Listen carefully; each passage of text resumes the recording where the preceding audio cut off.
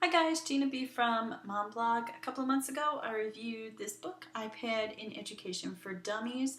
It's a really great book that taught me a bunch of tricks that I didn't even know from my iPad. Now, I'm going to recommend this book if you have a child with learning disabilities or visual or hearing disabilities, and if you're homeschooling, because it really taught me a lot of great ideas for my kid, but it also taught me some basic functionality on my iPad. I have an iPad 2 on iOS 6, and it taught me a few basic functions that I didn't even know about. So I'm going to share with you some of my favorite functions on my iPad. So if you go to your iPad and you go to your General tab and you scroll down, you click here, Accessibility.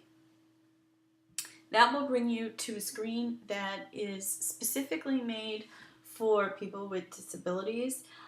In this, you'll get vision, hearing, learning, physical and motor, and triple click. So these options are designed specifically to help people with disabilities function more easily in their iPad. So I'm just going to show you two really quick. First one is voiceover. Now voiceover will give you a voiceover so that when you tap things it will explain to you what they are. So great for visually impaired people. I have speaking hints on, as you can see. I only have the speaking hints part. Now the speaking hints part will tell you when you're typing a word, it'll tell you what that word is. So it's a pretty great tool. You have a lot of different options, how fast speaking rate, you can set options for Braille, you can get typing feedback. There's just lots of neat functionality in VoiceOver.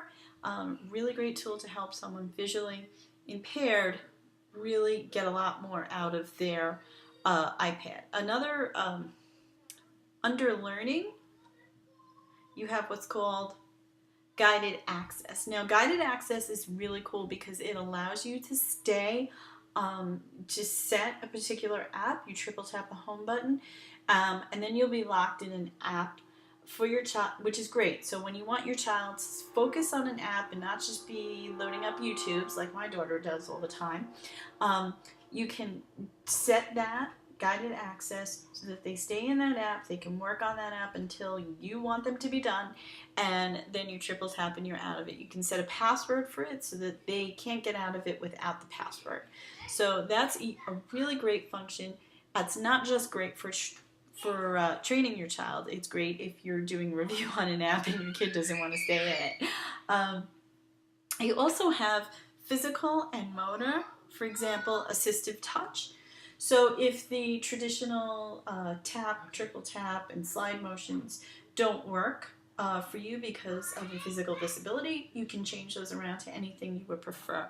So really great use. I got out of my accessibility button thanks to that book that I reviewed a couple of months ago. That's probably my favorite thing that I learned in iPad in education.